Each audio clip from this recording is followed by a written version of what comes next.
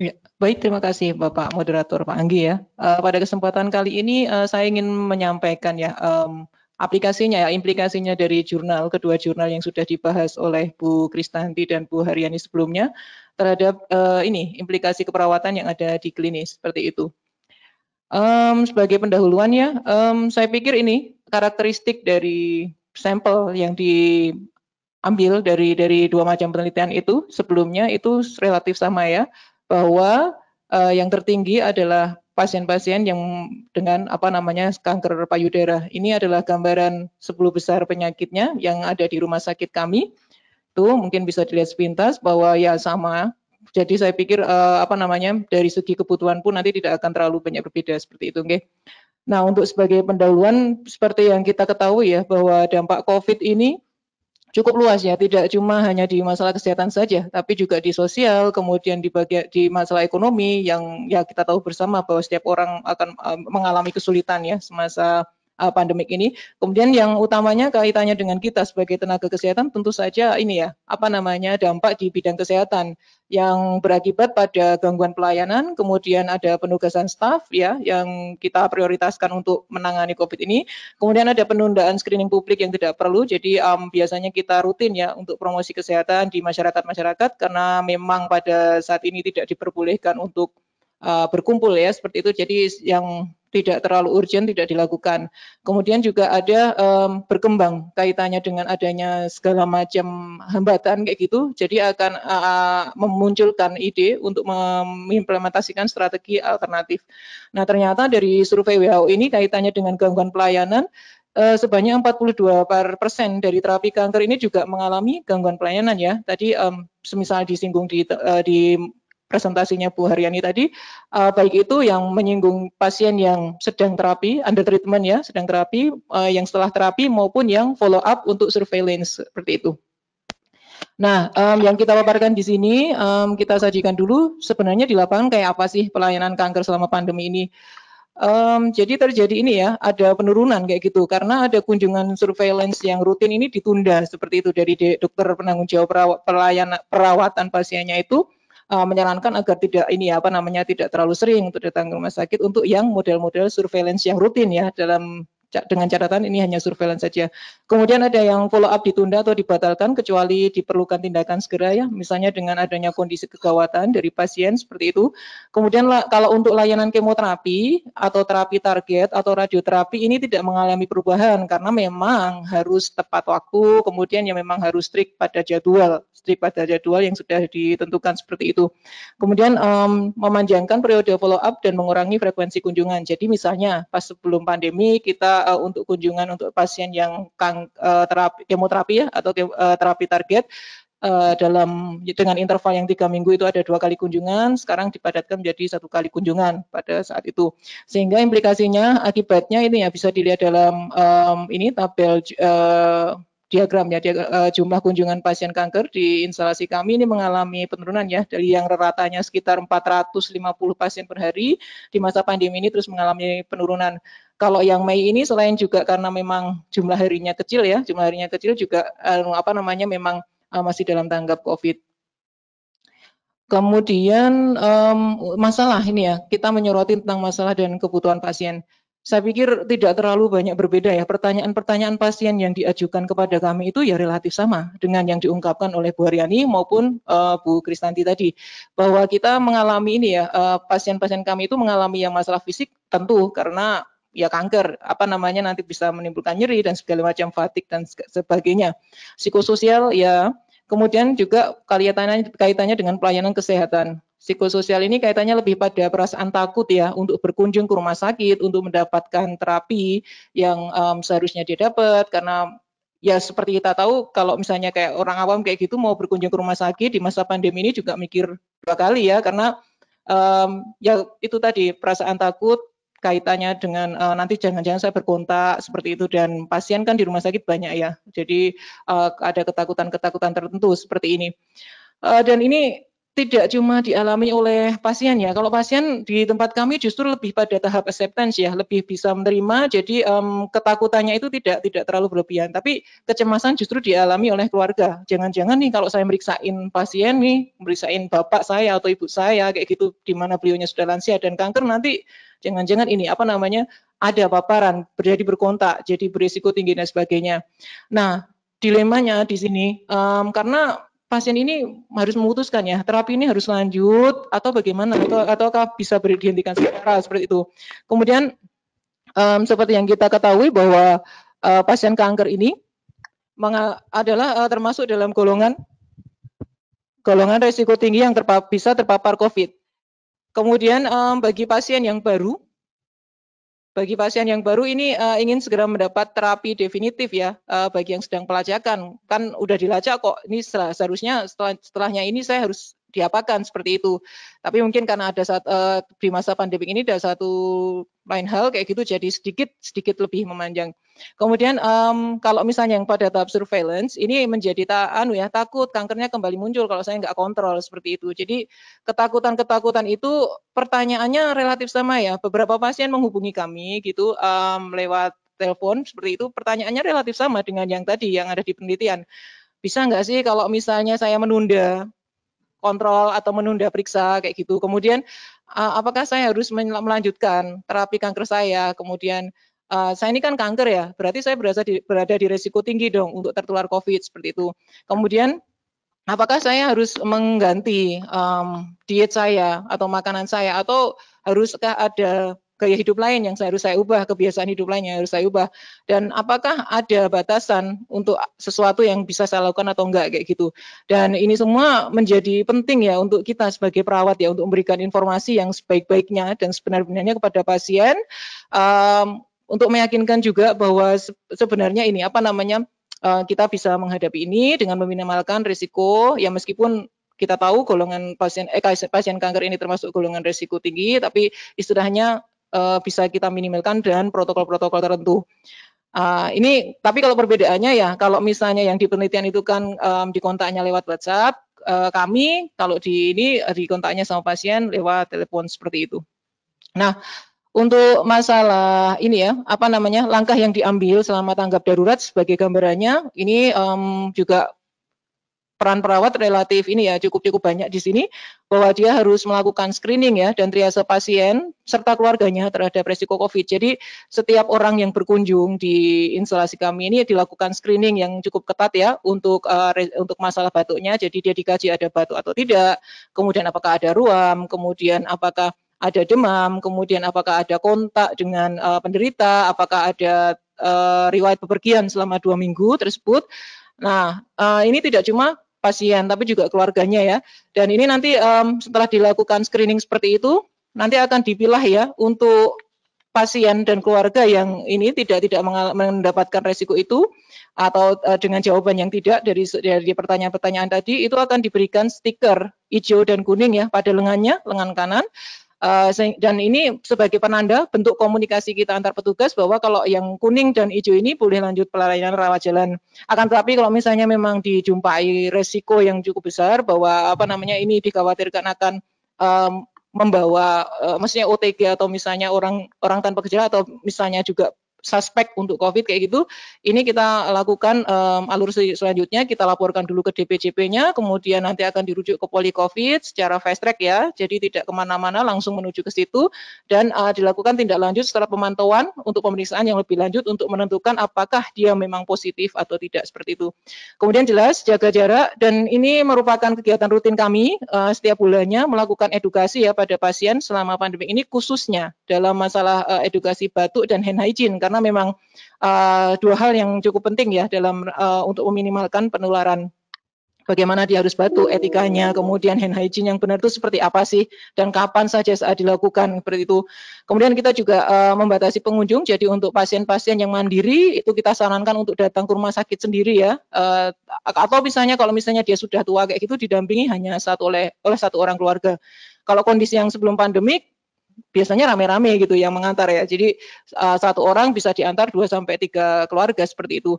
Kemudian yang tidak kalah pentingnya juga wajib masker. Jadi ini salah satu langkah yang relatif penting untuk mencegah penularan. Jadi tiap orang yang datang ke tempat kami itu wajib memakai masker gitu ya. Jika tidak memakai masker tidak akan dilayani seperti itu. Kemudian ini juga memastikan fasilitas hand hygiene tersedia cukup ya, dan kemudian APD bagi petugas juga seperti itu.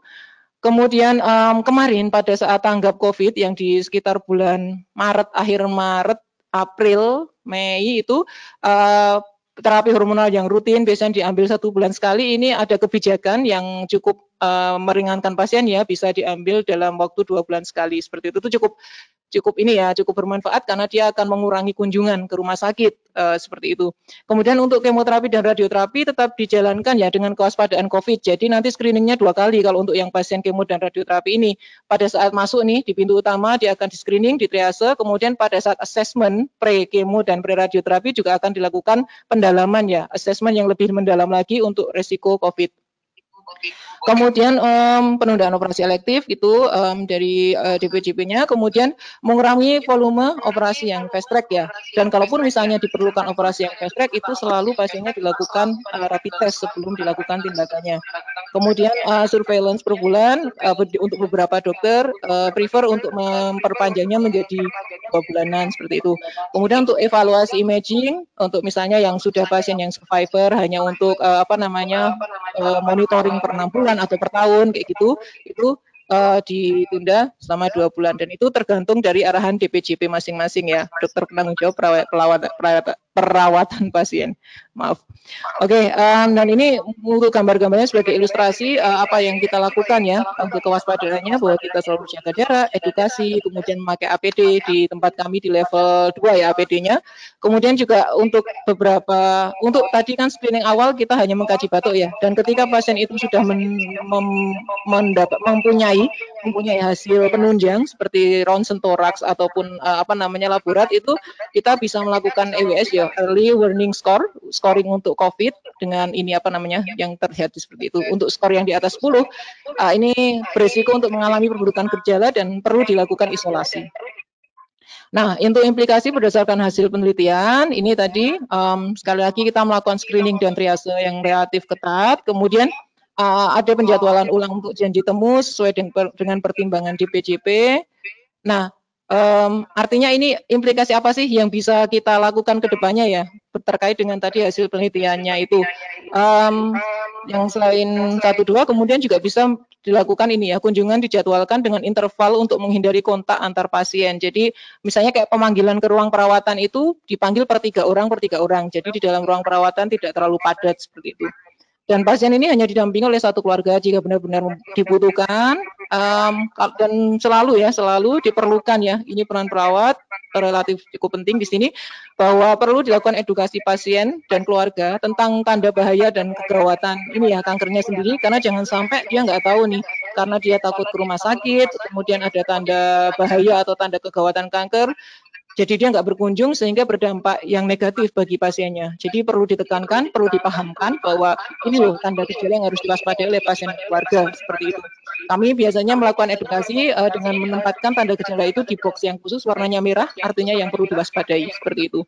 Kemudian protokol pencegahan COVID juga ini perlu dilakukan edukasi ya, misalnya kayak pakai masker, kemudian setelah pulang harus mencopot semua apa yang dipakai, mencucinya, seperti itu rajin-rajin cuci tangan dan sebagainya. Etika batuk bagaimana untuk mencegah droplet untuk terbang kemana-mana seperti itu, bagaimana etika batuk yang baik, dan hand hygiene. Kemudian salah satu yang mungkin bisa kita bisa petik pelajarannya ya dari tadi presentasi jurnalnya tadi, bahwa kita tuh bisa loh memanfaatkan media elektronik untuk pemantauan, edukasi, dan konsultasi tadi ya. Kalau misalnya di penelitian tadi bisa pakai WA mungkin, dan itu saya pikir lebih familiar ya dibandingkan dengan Telegram. Nah, selama ini memang komunikasi ini relatif lebih sering berjalannya lewat telepon ya, dan itu juga atas inisiatif pasiennya. Kalau misalnya kami menyediakan line telepon secara khusus, itu masih belum dan mungkin akan dikembangkan ini ya untuk kedepannya dalam rangka ini pandemi ini. Nah, kemudian juga yang tidak kalah penting ya kaitannya dengan ini bisa juga menjadi trigger penelitian ya. bahwa kita bisa mengkaji masalah dan kebutuhan pasien kanker pada masa pandemik. Dan saya pikir di sini tidak cuma terbatas pada pasiennya, karena juga keluarganya ini juga relatif terdampak ya, pada para keluarga penderita kanker ini.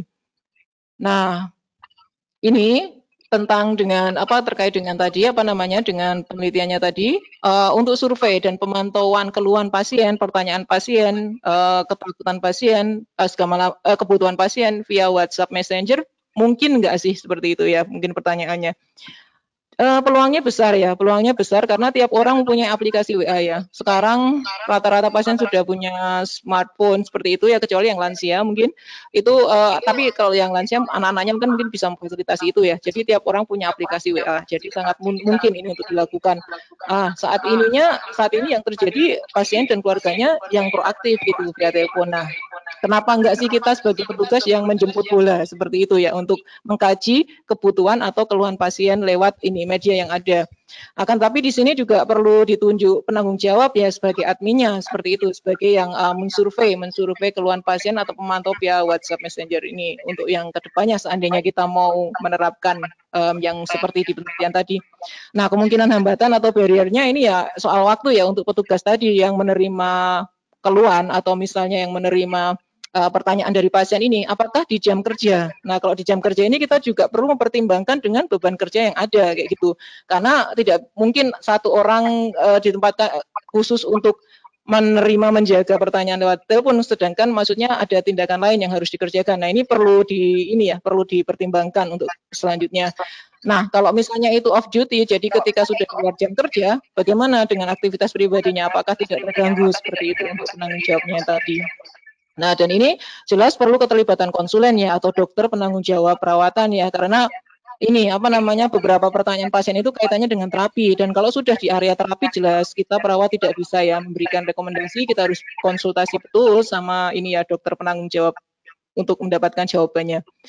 Nah, kadang-kadang juga aksesnya terbatas ya, kaitannya dengan jaringan yang tidak secure, tidak stabil seperti itu. Kemudian juga mungkin untuk beberapa orang masih gagap teknologi ya, jadi masih bingung untuk menggunakan metode teknologi itu tadi.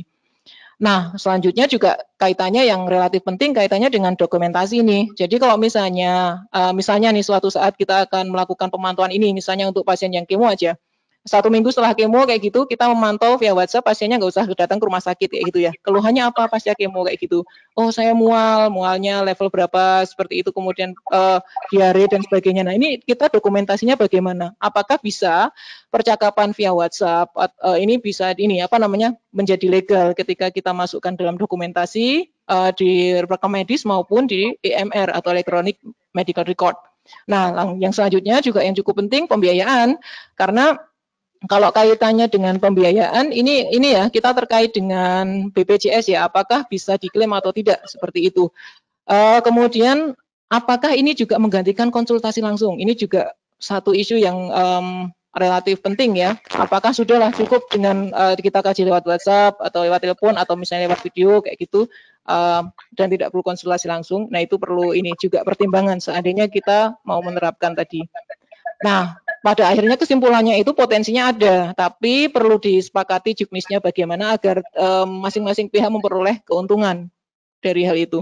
Nah, untuk tindak lanjutnya, ini perlu ya untuk mengembangkan metode terstandar untuk melakukan triase kebutuhan pasien kanker ya.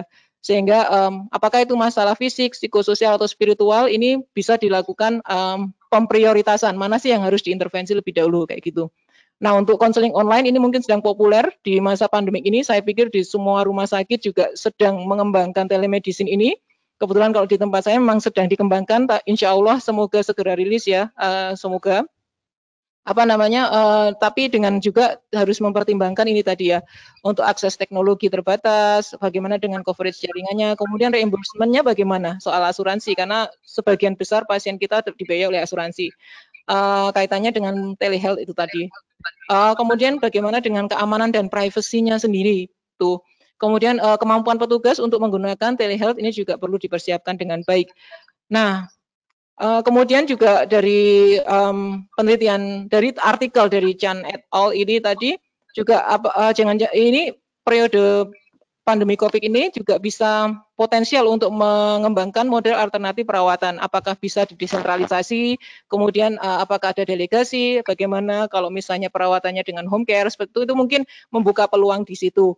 Jadi misalnya pasca kemo cek laborat di puskesmas saja misalnya, kemudian ditangani di sana kalau keluarnya tidak, dan nanti pas kunjungan ke rumah sakitnya pas akan kemo seperti itu. Nah, bisa nggak seperti itu? Nah, kemudian juga kaitannya dengan tadi ya ada withdrawal, ada penundaan kayak gitu, ada nggak sih perlulah kita melakukan evaluasi untuk keterlambatan atau drop out terapi itu perlu kita evaluasi. Jangan-jangan gara-gara COVID ini ya kalau terlambat masih bisa disebutkan ya kaitannya terlambatnya berapa lama. Kalau drop out kan sayang juga seperti itu karena pasiennya takut untuk berkunjung ke rumah sakit itu evaluasi. Nah lagi-lagi membuka peluang penelitian ya untuk para klinisi ya. Baik itu yang menargetkan pasien, tenaga kesehatan, ataupun mahasiswa praktek sendiri, karena mahasiswa praktek menjadi agak terhambat ya untuk menimba ilmu kaitannya untuk praktek klinisnya, seperti itu. Baik, terima kasih. Saya pikir itu saya kembalikan waktu pada Bapak Moderator.